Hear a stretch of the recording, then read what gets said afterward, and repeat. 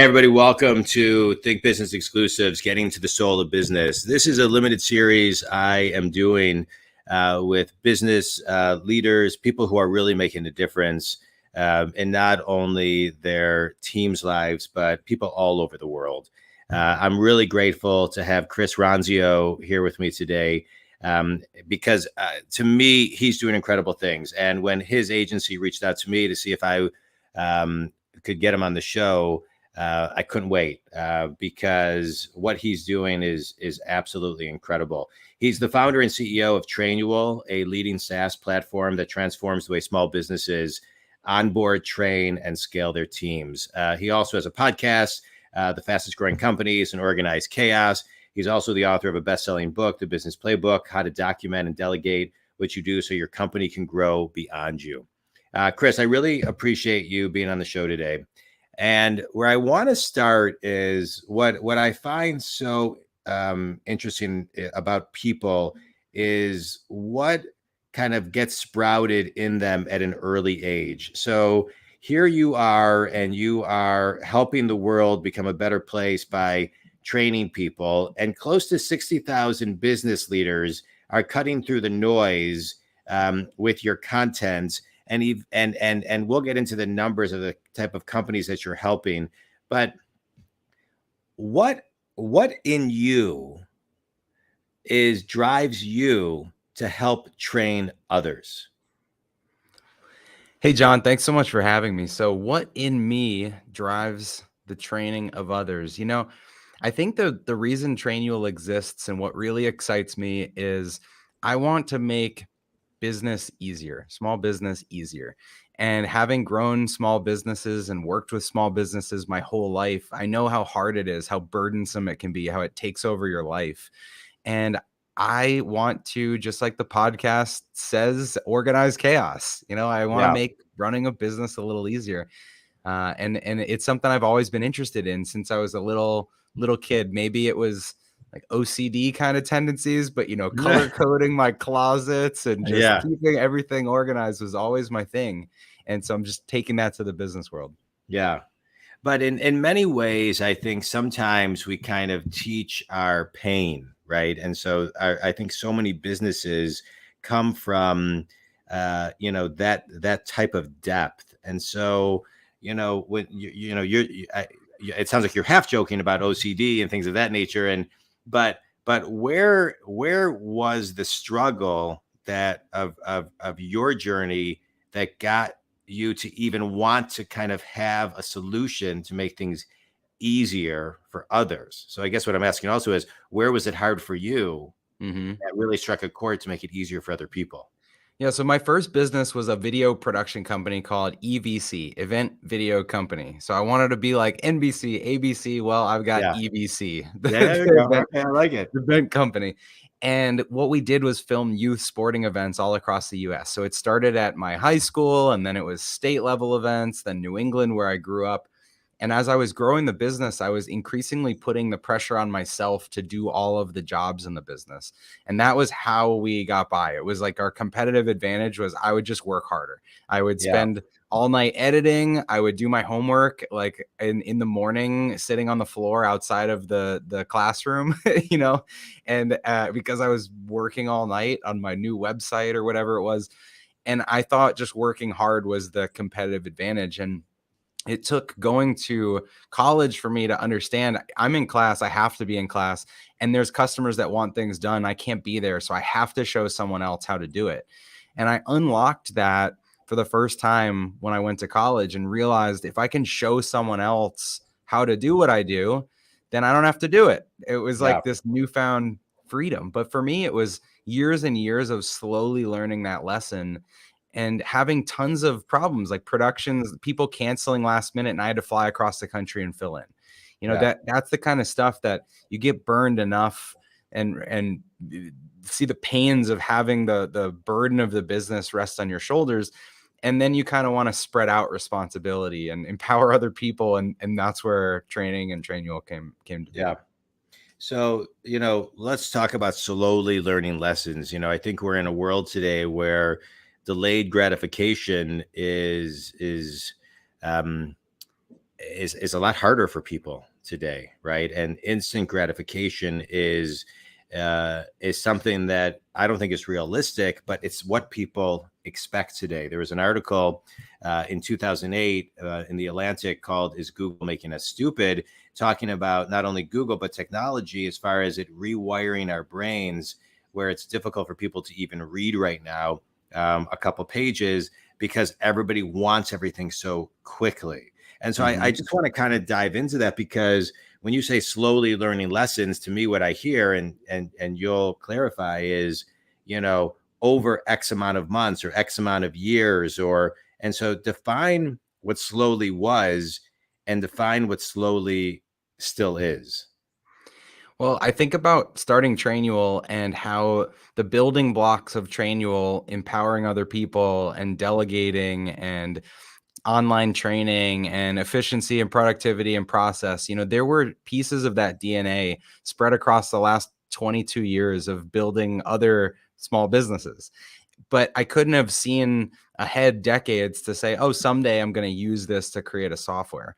But Hmm. when you look back, you say, wow, if I didn't have those experiences, we wouldn't have built this in the way that we built it. It was decades of going through these things that helped me understand the pain points and understand the customer that we're serving to be able to build it in the specific way that we did and solve those problems. And so I think lessons, like you said, it's years of going through failing with customers and failing with bad hires and not showing someone how to do something, and they put in their notice, you have to jump back into that position, and you're asking yourself, why didn't that work?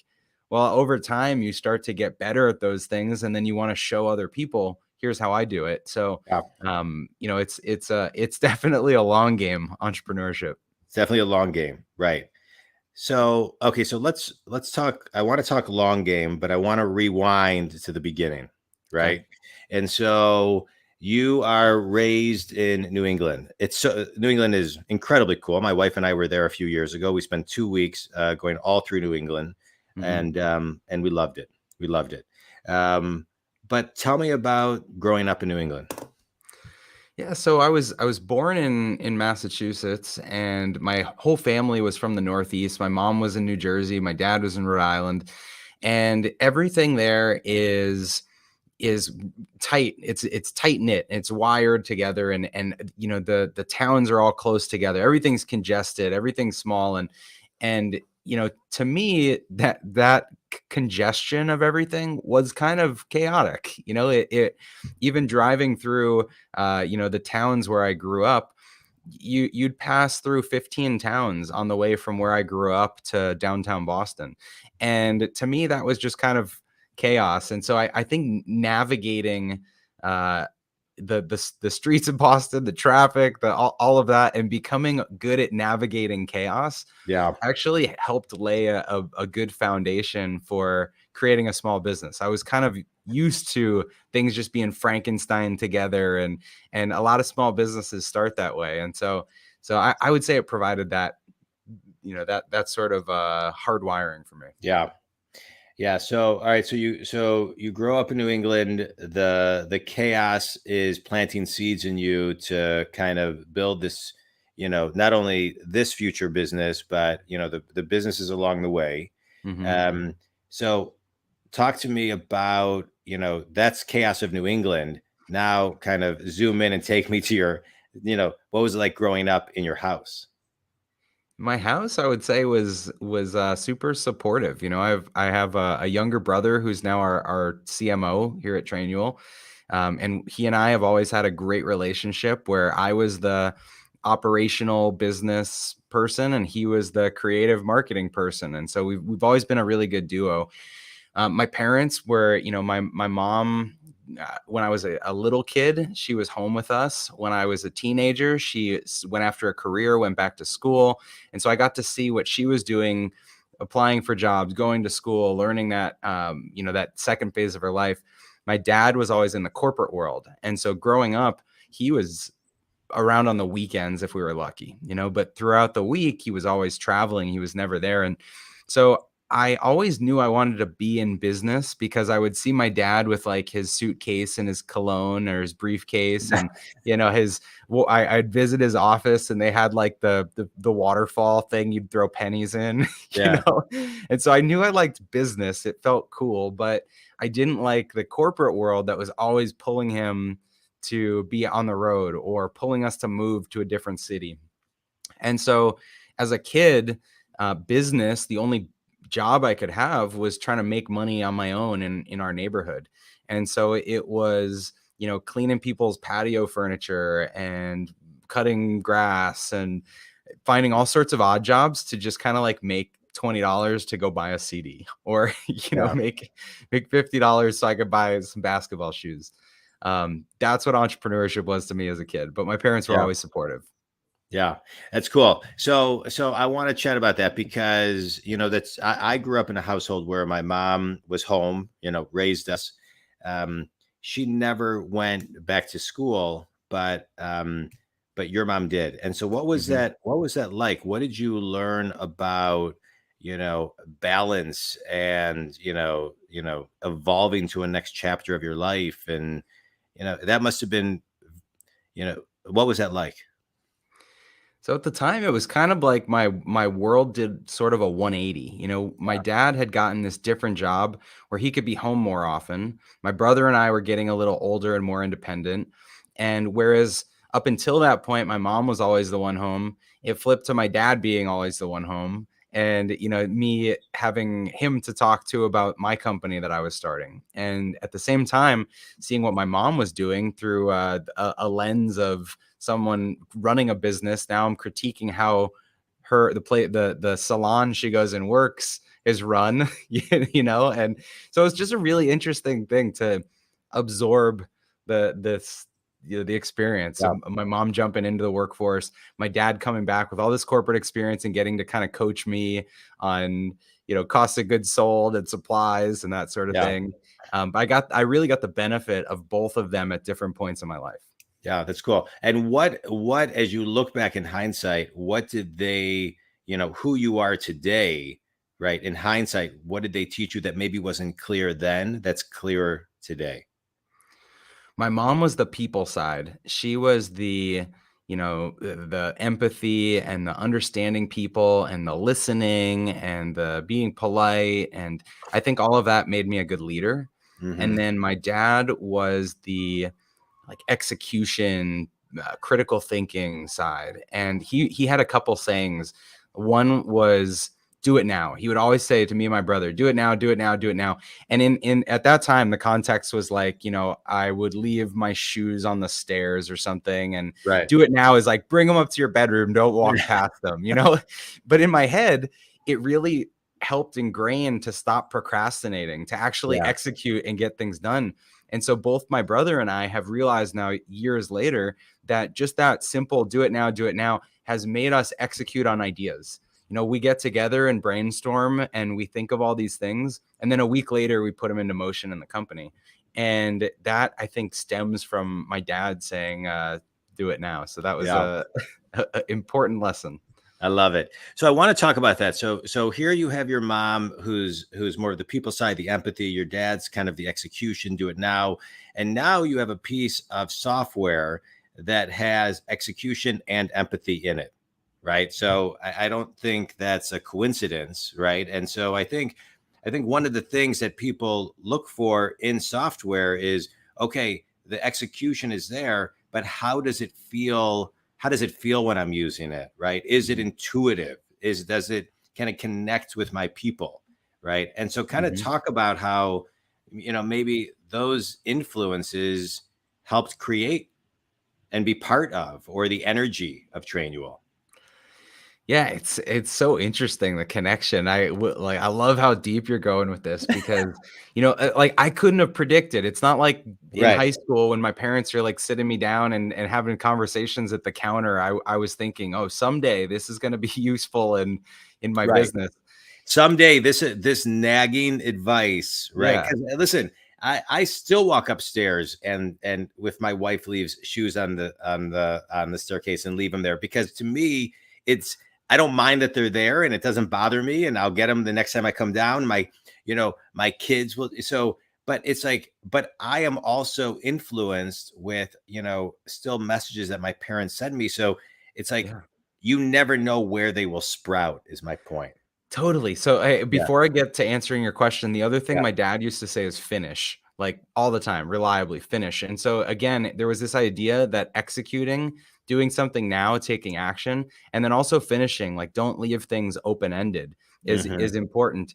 And so, when you fast forward now to Trainual, which is a business playbook software helping companies document their systems and processes, it's both the people side of how do we make the employee experience at a company great? How do you answer questions before people have questions? Hmm. How do you create really clear expectations and alignment so people know when they're doing a good job in the business? All of that creates a better workplace. And that serves a need that my mom struggled with in her jobs when I was in high school. Yeah. Was like, why isn't the company helping with this?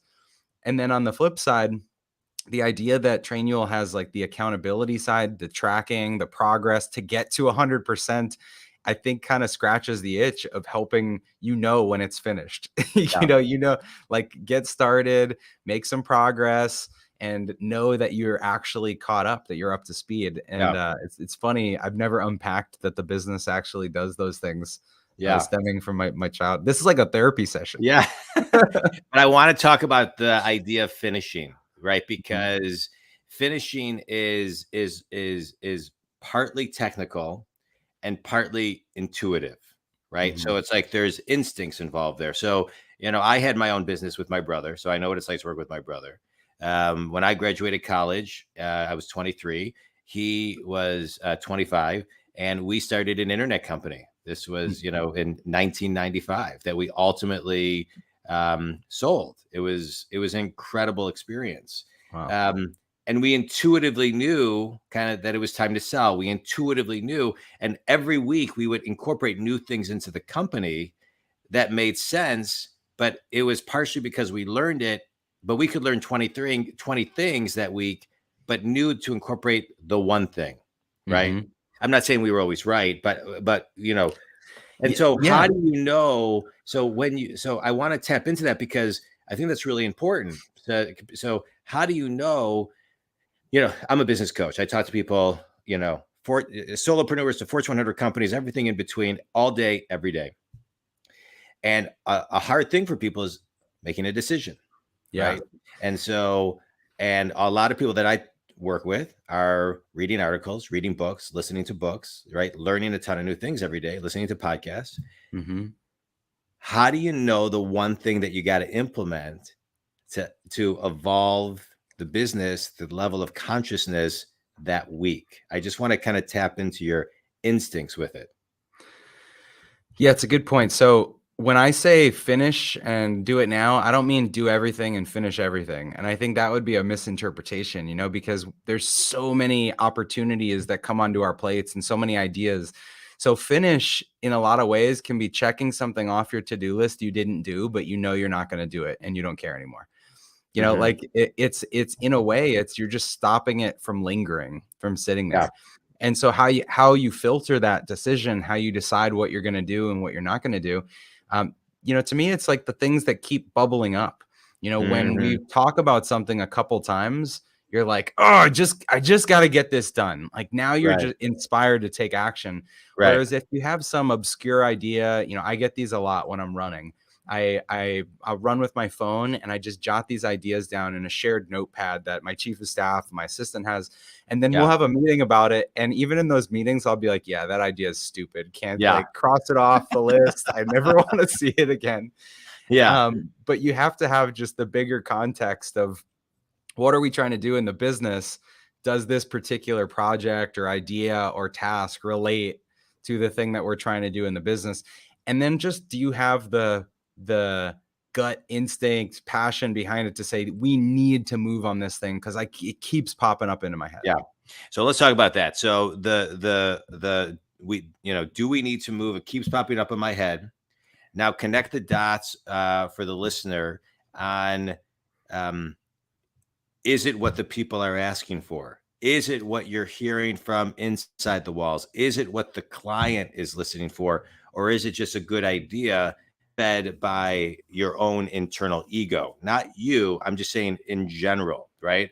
So I think there's a lot of times CEOs, business owners, C-level execs make decisions, but they haven't listened to the client to know Yeah. what the client wants. So they can't, they're like, wait, why isn't this selling? Why aren't we building market share? Well, did you ask your audience? They're like, no, we just assumed they wanted it. So just kind of talk about the connection of that, of that kind of bigger picture type stuff that you're evolving. Yeah, so at Trainual, I think it's almost the reverse. We ask the customer so often. We have these Yeah. product teams that are doing customer calls all the time, and we collect customer ideas, and our customer support and success teams are always funneling ideas into a channel that we have. And so we have so much feedback coming in that the feedback from your customers can almost take priority over the bigger ideas that can move the business forward. Yeah. And so I think that it's constantly a balance of, we want to make sure our existing customers are happy and that we're incorporating their feedback, but we also want to have a product or service that is attractive to the right customers, to more of the right customers. And so when I think about our product, for instance, we have a free trial, a ton of people sign up and kick the tires. And I'm always thinking, do we put bandwidth into the things that our existing customers are asking for?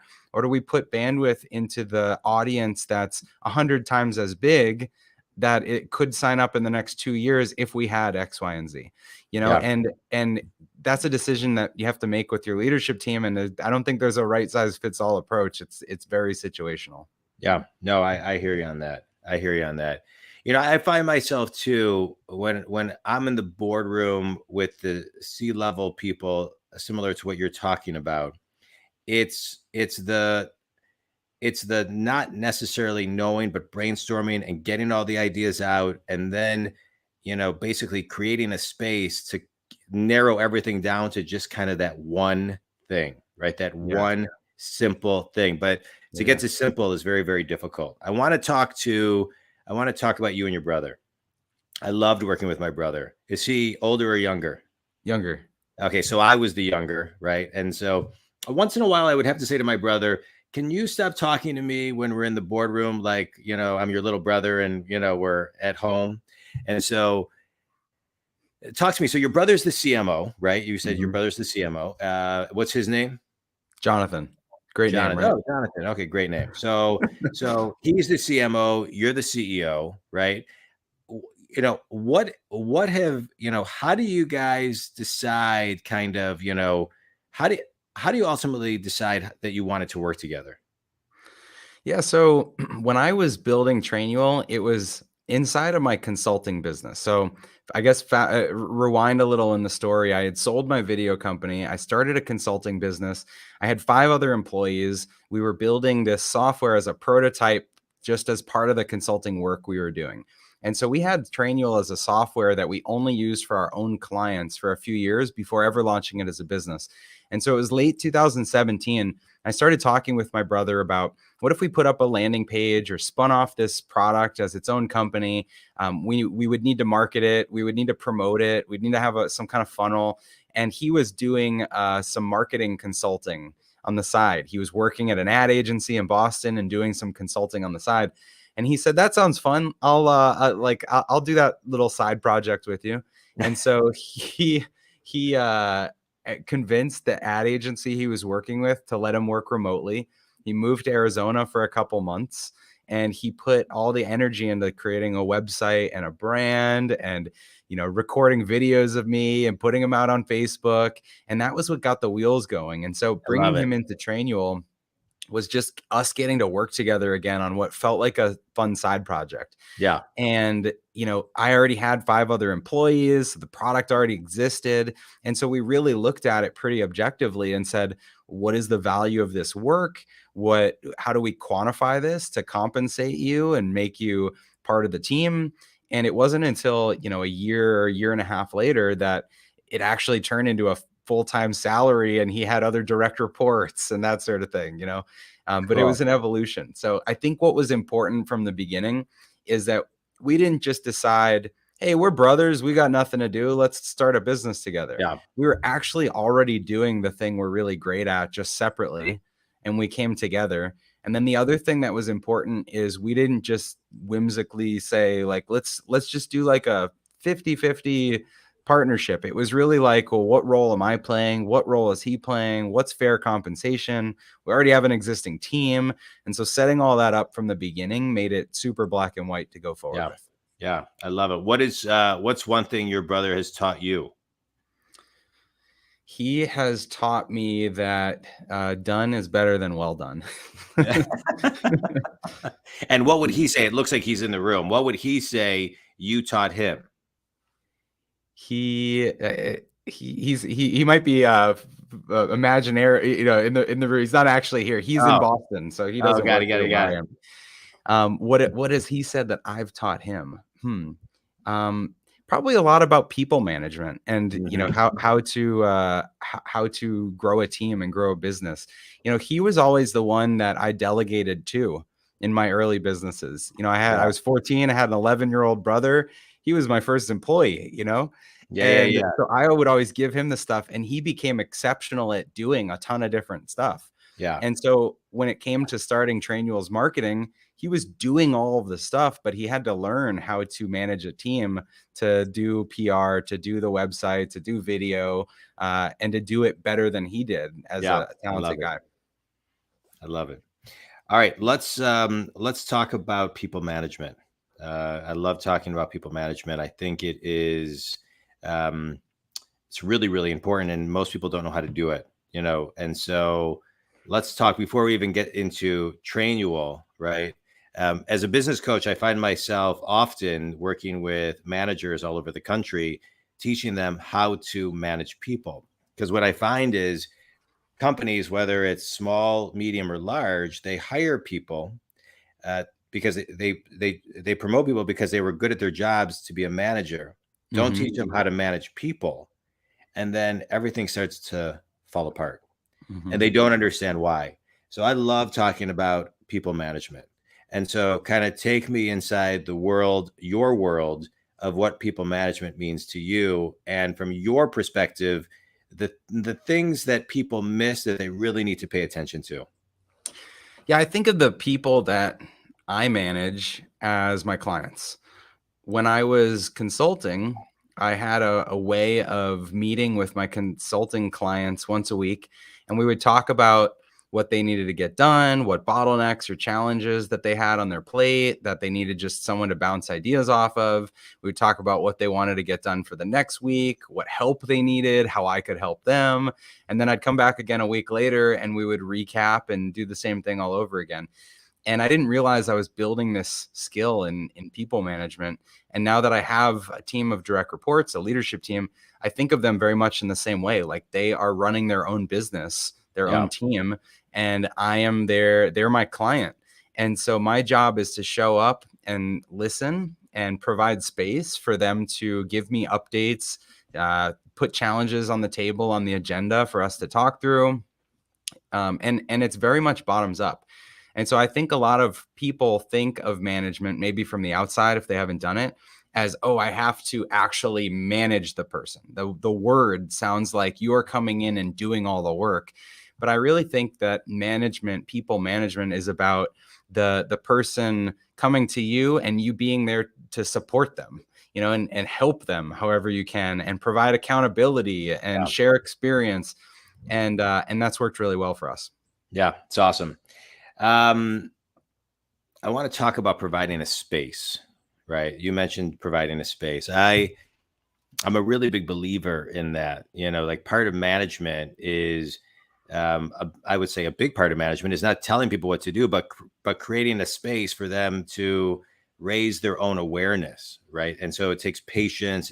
You mentioned this word a lot, listening to your people. And so talk about, that space that you create, because there's a lot of time and patience and proper energy and tone and cadence of it's a very sacred space, and that's what people I think miss. They try to kind of managers try to rush through the day. I got a big checklist, but But managers have, in my opinion, and I see it in the ones that I train, who transform to creating a sacred space. It evolves the game rather quickly. So can you just kind of talk about what you mean when you talk about providing a space? It's almost like farming, like growing plants, and you're trimming bushes, you're watering, you're walking up and down the aisles, you're observing, you're trying to understand where the bugs are. Like there's Right. a it's kind of a Zen thing. I love the opening to this because it put me in such that like Zen space. Yeah. And I think that's what creating that space is about. In my consulting company, over 5 years, we worked with 150 different small businesses. And I had Yeah. this flagship project where we'd go into a company and we would do confidential one-on-one interviews with every single employee. And the reason for that was that I was looking for the common denominators of what are a lot of people saying? What are the things that people are afraid to say? What have they given feedback on that has not been implemented? Where do they think they're being ignored? Where do they have like good ideas? And so I would interview all their people and create this list of 300, 400 pieces of suggestions and feedback. And it wasn't to isolate any specific person. Like I said, it's to find the common denominators. And then I'd work with the business and say, okay, what on this list can we just execute on immediately? Because your people just gave you all this feedback and you want to show them that it was worth it. That you hear them, you're actually acting on what they said. And so we would always pick out 10 quick wins. And they could be things like, this person could really benefit from a second monitor because they're killing so much time switching between applications all day, or the sink in the back drips, or the clients don't like this when they come in, and then we'd fix those things within 2 weeks. And it creates momentum, and then you've got the energy to tackle all the bigger things. So what I think creating that space is just having a reliable system for people to give feedback consistently. And then Yeah. it's acting on that feedback and Yeah. showing them that their feedback matters. Well said. Well said. And I think I'll add one thing to that, to make it, letting them know that their feedback matters, which is tell them how it evolves something, or is connected to the vision or the growth of the business. I think Mm-hmm. that feedback loop is Mm-hmm. also really important. I think you probably do that, but I think just to kind of throw my additional thought on that. Um, I want to talk about reliable systems you're talking about. I love Trainual. I think your product is phenomenal. I think a lot of companies do not have systems and processes in place. That became very evident in March of 2020 when COVID hit, and companies had to immediately send everybody home to work. Mm-hmm. And now we have companies who are still trying to figure it out. Right, I would say a majority of companies, and I see it from solopreneurs to Fortune companies that I work with, everything in between. You can't create the systems and the processes overnight. It doesn't happen that way. And so let's talk about reliable systems and how people begin the process of building those. Yeah. Well, I Yeah. think the first step is any business that is operating, has customers, is making money, they have processes. They Yeah. have ways that they do things. They might be inconsistent, they might be broken, but they have processes. And so your processes exist before your systems, and you put a system in place to add some structure to a process that's working and to replicate the process that's working. And so I agree with you. Most people don't have these documented, they don't have them written down. And so it's not about sitting down and creating your processes, it's more about collecting them. It's about harvesting all of the right ways, the company verified ways, the best practices, and then putting them in a place that other people can access them. Our system is just one of the ways to collect all of these processes and to distribute them out to make sure that everyone's operating from the same page, the same playbook. But most businesses struggle to get what they know, get their business out of their brain. That's one of the Yeah. things we say all the time is if you went around, all of your people know how they operate. They know what they do. They know what they're responsible for. That's how the business stays alive. Yeah. But the business carries a lot of risk if you don't have that stuff written down, if you don't have it transferable between people, if you don't have it consistent between Yep. people, and that's the opportunity. That's every, the story goes that people would ask Albert Einstein his phone number, and he would go to the phone book and look it up. And they would say, Mr. Einstein, you're one of the smartest people in the world. You don't know your phone number? To which he would answer, I don't like to waste my brain power with information that's easily accessible. And I find what you just said a huge problem in small businesses, corporate, large companies, that they keep everything in their head. And if you don't get it in writing, you cannot control the narrative. You cannot control the ultimate customer experience. You cannot control a lot of what you think is under control. And so to those who are thinking right now as they listen to this, oh, I have it all in my head, right? What do you say to them in simple fashion? I would say whether it's in your head or someone else's head, uh, your head is a very vulnerable place to back up information. Yeah, you know? right. It doesn't have a Dropbox, right? Right. And if you want everybody's head being in the same direction, right, you got to get it hmm out on paper. Yeah, and it doesn't have to be written on paper. It can be recorded on video. It can be a screen recording. It can be a Yeah, series of photos, however you capture how you do something. It's what creates alignment between you and the person doing the work. yeah, And so many businesses delegate before they document. They say, "Can you do this thing?" And then when they do it wrong, there's repercussions, or yeah, you snap back the responsibility because it was done wrong. And what's really happened is there were no good instructions. You didn't agree on the set of instructions, the rules, the guidelines, whatever it was, before you handed that off. So how could you expect it to be reliably done right? And right. so for adding people, if you're trying to grow your team, you need to provide clear instructions, set people up for success. That's what it's about.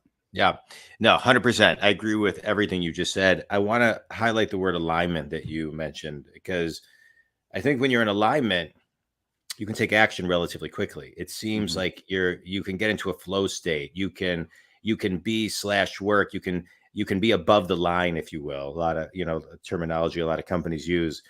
But when you're in an adjustment period and you're out of alignment, nothing seems to be able to be smooth. Mhm. And so I just want to kind of like just highlight and emphasize what you're saying to be so spot on. You got to get things out of your head, out of everybody's head, onto paper, so you can build, scale, and grow a business. So I love everything that you're talking about. And I'll add on to that when you're getting things out of your head, I don't ever recommend starting with SOPs or processes, because that is a really detailed thing to get out of your head. And so before you get to how to do something, you got to start with who does that thing. Yeah, And the people in a business, the roles, the responsibilities in a business, that was the number one thing I saw out of alignment when I would do the consulting projects. So yeah, if anyone that's listening, ask your people to pull out their job description or the job posting that they applied to when they were hired, and tell you what percentage of that they still do. How accurate is that to their current day? And yeah, the reality is that business has changed so much, and people take on new things, and you spin up new products and services that you probably don't do much of what you were hired to do now. Your role has probably changed a lot. And so you have to start there as a business and have perfect alignment between me as an employer. Here's what I value, stack ranked the yeah. stuff that you do in the business. Let's start there with the Yeah. responsibilities on your plate. And then let's make sure that each of those are consistent across the other people that do them. Amen. Amen. All right. I want to kind of continue the conversations on systems and processes, but I want to know what yours are personally.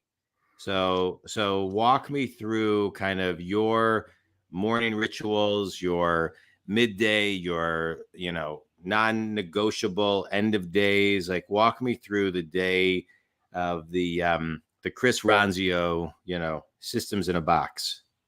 Okay. So every night I use this app, this sleep timer app that wakes me up within a half hour of whenever my REM cycle Yeah.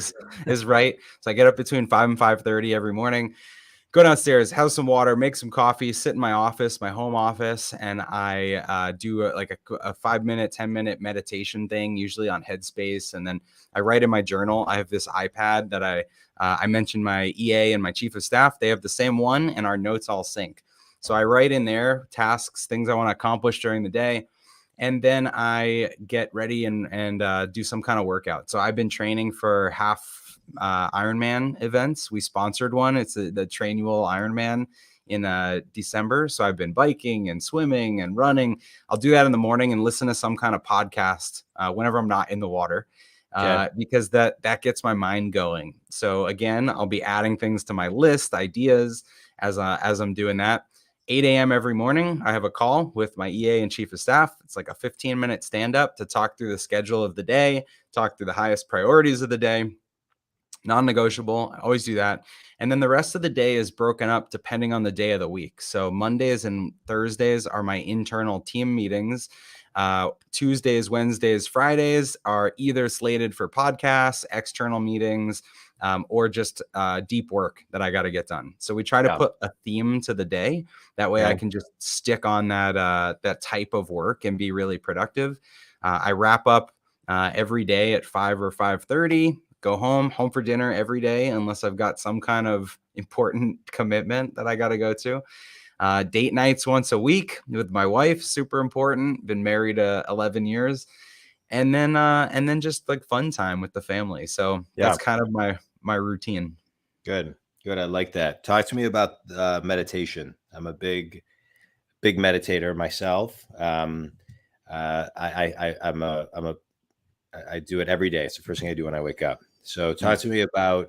talk to the Think community about the power of meditation and just those moments. I just want to share this too, because one of the things I do when I am coaching, whether I just did this at a YPO 2 day event that I facilitated, or a keynote, or trainings.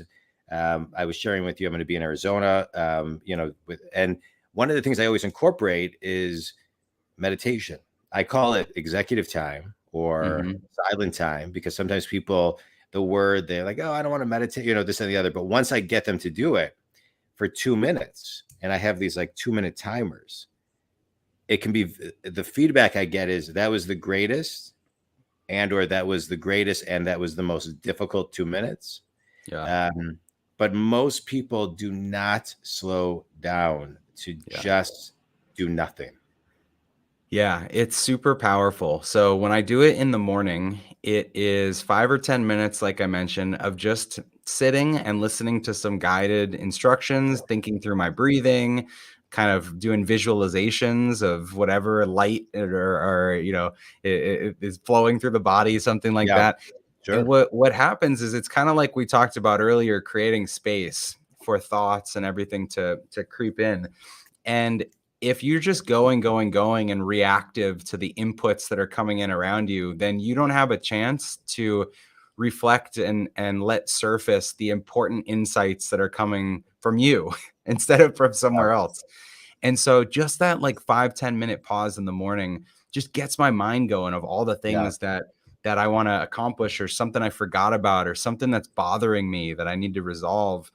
And then the other thing it does is there's usually a prompt in the thing I listen to at the beginning that says, remember, think about why you're doing this. So when I'm waking up and doing this, it's always before my kids are up and my wife's up, and it just puts me in the right state of mind to be yeah, a good dad, a good yeah, person, to totally. like come out, greet the kids, not just be running through the kitchen to get to whatever I'm trying to do, but say like, "Hey, good morning. Do you have any dreams? Do you want anything for Right. breakfast?" Like and when I start the day doing that stuff, it makes the day so much better. Yeah, I love it. Well, and I think, I just want to kind of talk about this real quickly. You talk about allowing light to kind of come through your body, right? Mhm. I know what you mean by that, but define what you mean by that. So I'm thinking of a particular, meditation track that I listen to. And what it's doing is it's just, you're imagining like a pinpoint of light or something, and then you imagine that light spreading. And just by going through those kind of visualizations, it makes you puts you in a space where you're not paying attention to the physical inputs of like what the chair feels like or what the Yeah. sounds you're hearing. You're letting your mind just start to not be disrupted by anything else. And I think that it's a unique state to put yourself in, Yeah. to be open to, almost like subconscious thoughts and ideas that come to you. The Yeah. other thing that's been powerful for me is if I'm ever having a day that's just kind of a drag or I'm tired or something, I'll do like a 3-minute or 5-minute afternoon meditation. And it's like I went to sleep for 8 hours, Yeah. and you wake up so energized. So that's another Yeah. good hack. I meditated. I interviewed somebody the other day who gave me a new meditation that I've been doing every day, incorporating it kind of into my meditation. And I don't remember what it's called, but it's you take 4 inhales through your nose. You inhale for 4 seconds in your nose, through your nose. You hold it for 4 seconds, and then you exhale for 4 seconds, and then you hold the exhale for 4 seconds, and you do it 21 times. Oh, It's wow. intense. It really, and so I find myself like, and I think, a lot of times people will say, I get my best ideas in the shower. And and because most people are in a meditative state, they just don't Right. realize it. The Right. power of meditation is Yeah. absolutely amazing. In January of 2022, a buddy of mine who wrote a book called Do Nothing, his name is Rob Dubay. We're starting a group coaching group that is every Monday from 11:30 till 12, and it's going to start off with 10 minutes of meditation, mindset, and then 15 minutes of business coaching. And it's just something. It's every Monday, because what I find and what he finds is, and he does silent retreats and et cetera, is that most people will say, I don't have time. I don't know when to do it. So we thought, all right, let's kind of create a space. Oh, that's cool. Yeah, Yeah, we actually have a weekly time on Trainual's calendar that's like a team meditation thing as I like well. that. So yeah. I like that. My cousin was a senior producer at Oprah, and they did transcendental meditation. And Oh, so okay. kind of a thing would go off. Yeah. All right, so let's talk a little bit about. We're gonna get to Trainual a little bit more, I promise. But let's talk a little bit about your podcast. I find podcasting such a great medium. You're the host of the fastest growing companies and organized chaos, and just talk about the power of the medium, Hmm. right? Why you do it, and a little bit about your shows, but just really the power of the medium, I think, is so powerful. Yeah, so fastest growing companies is really a way for me to learn. It's talking to companies that have all different industries, and a lot of awards will recognize when someone's revenue skyrockets. Like the Inc. 5,000 or 500. But what they don't think about is behind the scenes, what did they do to their infrastructure to support that? How did their Mhm. operations scale? How did their teams scale? What dynamics changed as part of that growth? And that's what we cover on that show. So to me, that is just keeping my ear to the ground for our customers and the types of companies that use our product. And so that is like R&D, personal Yeah, fulfillment. I just love it, and yeah, people love those stories. And then on the flip side, the Organized Chaos podcast, it's a way for me to put out insights that I'm having, or clips from other shows that I've been on. Just anytime I'm telling a story or yeah, reflecting a lesson, it's a way for me to give back as I'm on my journey. So I think that the podcasting medium is amazing. But again, it's not for everybody. Just like when you're documenting, not everyone's going to write a long prose kind of thing, so you got to do what works for you. You either write blogs, you might right, have a little newsletter, you might do a video thing on YouTube, you might have a podcast. But I think right. that the act of putting things out and talking, communicating is just such a great skill to have. Yeah, I love it. I love it. I want to talk about your book. You're the author of a best-selling book called The Business Playbook. Good, thank you. Yes, put it up there. Yeah. How to document and delegate what you do so your company can grow beyond you. I want to kind of highlight, I want to talk about the book, but I also want to talk about the book, The Beyond You, right? Because I Hmm. think a lot of times people are thinking that, but they don't know how to execute on that, right? They start their business and then it begins to grow, and then they start growing really fast, and then they can't get out of their own way, and so they get stuck on how to grow it beyond them. Yeah. So talk a little bit about that.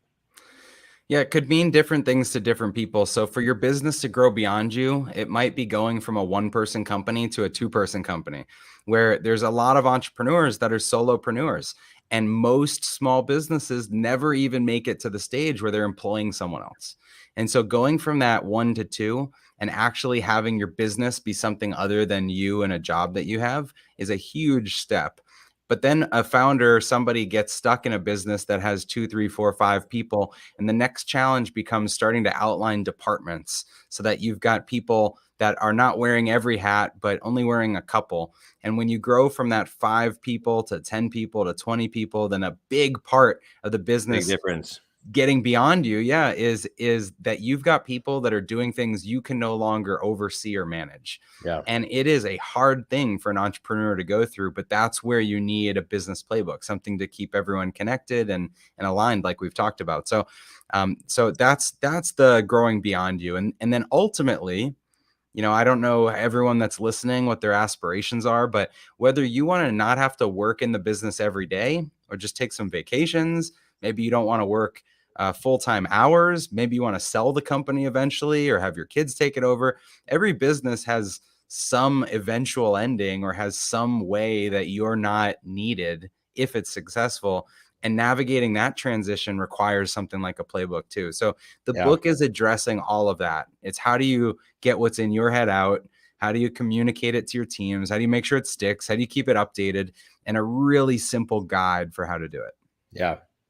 How will Trainual grow beyond you? Trainual has already grown way beyond me.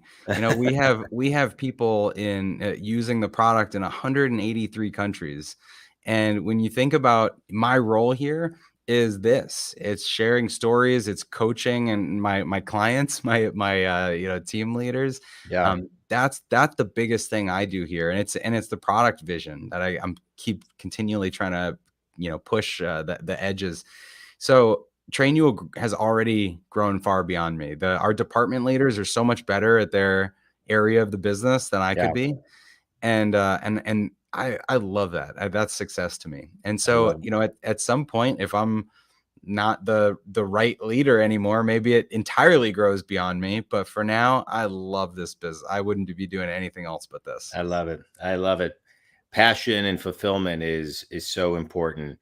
How would um how would your dad use Trainual if it was available? Same with your mom, you know, 20, 30, 20 years ago when they were in their businesses. Wow. So my mom worked at a few salons. She went to aesthetic school to be an esthetician. She ended up starting her own small business, but never got to the two-person mark. It was her business, it was her job. Yeah, So if she had this back then, she would have been bringing on other estheticians and staffing them through the week and showing them how to get clients and showing them how to service clients or bringing yeah, on a bookkeeper to do the jobs that she wasn't the best at or didn't want to do. So it would have been empowering back then. With my yeah, dad, he was in the corporate world in a time when everything was pen and paper and flying across, zigzagging across the country to train factories and mergers and acquisitions. And you just think about how much easier it is today, how lucky we are that you can just write down some instructions, record a video, send it across the world. Business has such an advantage today. yeah. I want to talk a little bit about, you're talking, you love what you do. I want to talk about fulfillment for a minute because I think we're in a time right now.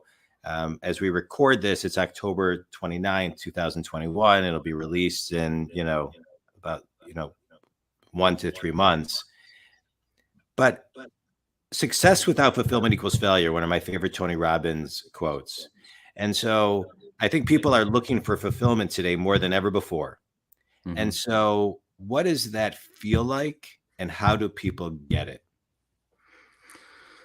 So, what does fulfillment feel like? We talked earlier about being able to work and see the impact of your work, closing that loop. You added on to what I was saying.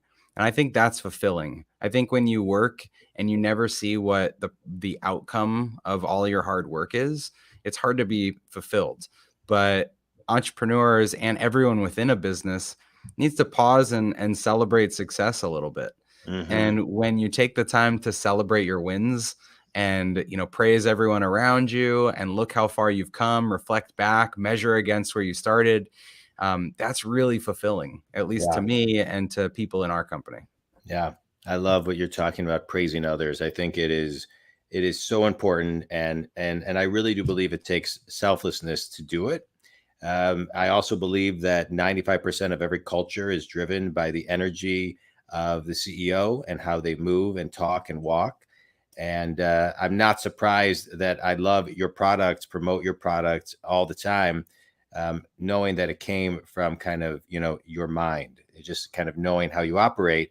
And so now I know we're almost an hour in, but let's talk about Trainual, right? And Sure. so, um, let's talk about Trainual. So, tell the listener Trainual and what it can do for them. So Trainual started really simple as your business needs a manual or some instructions for how it works. And then you need to train or communicate that manual to your people, both when they're first starting at your company and then anytime the instructions change and you want to make sure everybody is up to speed on the newest best practice. So Trainual, we call it a business playbook. It's for the profile of your company, your story, your founding story, your values, your mission, just what makes you you. It's to capture everything about your people, your team, who does what, your org chart, your roles and responsibilities, about your policies, like your handbook, your rules, what's okay and not okay in your business, and then your processes, your SOPs, what makes what you do consistent. So, like I said, we've got thousands and thousands of people around the world using it. It's a really simple, easy, accessible product for people that are scaling up from just a couple employees to hundreds of employees, and we're trying to keep it easy and fun at the same time. Yeah, I love it. Let's talk about easy, right? As we kind of close out this interview, and I'm very grateful and appreciative of your time. How do people get to easy, right? I think it was Mark Twain. I may be botching this up a little bit. I think it was Mark Twain who said, if I had more time, I'd write a shorter But story. And sure, then I yeah, think yeah, yeah. Winston Churchill said, if I had more time, I would write a shorter speech. Getting to easy is very difficult. Yeah. And so talk about the journey and the formula to get to easy. Yeah, hard is easy. Easy is Yeah. hard. Right? Yeah. It's that commitment to efficiency that we talked about at the very, very beginning of this. You Yeah. know, you start with something that's complex. Or just like when I grew up in New England and how they layer on streets and houses and the whole infrastructure is nuts there. They just paved where the cows walked, that sort of thing. Like you create chaos left unorganized, Hmm. and so in a business, in any process, uh, just give yourself time and you'll create a mess. And so it Hmm. creates intentionality to organize and to make something simple. And so if you give yourself space, like we talked about, if you give yourself the time, if you listen to the feedback of your people, if you listen to the feedback of your customers, and then if you're intentional about doing it now, right, and putting that into action, then you can make things easier little by little by little. And that's what wins. It's Yeah. the simplest, most intuitive, easy experiences. Yeah. I love it. Um, Chris, this has been great. Trainual.com. I'll just say that as far as the website. I'm really appreciative, and I podcast because I love it. I love it. Mhm. And this series came about because I podcast live every day at noon, but they're quick 15, 20-ish minute podcasts. And I wanted something that was a little deeper. And so I kind of created this series because I crave the education, right? And I also do it for the listener as well. Um, but to me, it's like a mini master's class. And Yeah. so that I get to not only learn from you, but your mom, about, and her reflection on empathy, your dad on execution, and do it now and finish, and your insight on, listening and being intuitive, and most importantly, moving with intention. And I think how you've described how you built your company, how you approach your day, waking up and things of that nature with your routines and your rituals, intention, in alignment with passion, it allows you to take action and change people's lives, which is what you're doing internally for your people and externally with all of the people all over the world that are growing and evolving, not only their skill set, but their level of consciousness, their level of confidence in how they can do things, because of an idea that you had. And so I'm really grateful. I love what you've built. I have and will continue to refer it to many companies that I work with. Any closing thoughts, Chris? Well, now I need to call my parents and give them a co-founder title. I guess you helped me realize how connected everything is. No, I really appreciate the depth of this discussion, and I think that theme of intentionality is Yeah. a great one. So I appreciate you having me on, and this has been so fun. Yeah, this has been great. Think community. If Chris can help you, please reach out. You can go to trainual.com. How else, Chris, can they connect with you? They can check out the book at thebusinessplaybook.com or my website, chrisronzio.com, or find me on Instagram or LinkedIn. That's where I hang out, Chris Ronzio, both places. I love it. Oh, one last question. Favorite book? Favorite book? Well, this week, mine. So everybody should go get it. All right, good. I'll take it. I'll take it. No, let's leave it at that. I would say, no, I'll point to the forward in my book is from Michael E. Gerber from the E-Myth. And that was the first business book I ever read. Yeah. So I got to point to that one. E-Myth is a book that every person should read. It's an incredible read. I read it multiple times, and it's phenomenal. It's phenomenal. Chris Ronzio, CEO of Trainual, I appreciate your time, your insights, and your wisdom. Thanks, man. Appreciate you, and I appreciate your parents as well. So thanks. They taught me a lot today too. All right, stay on for just a minute.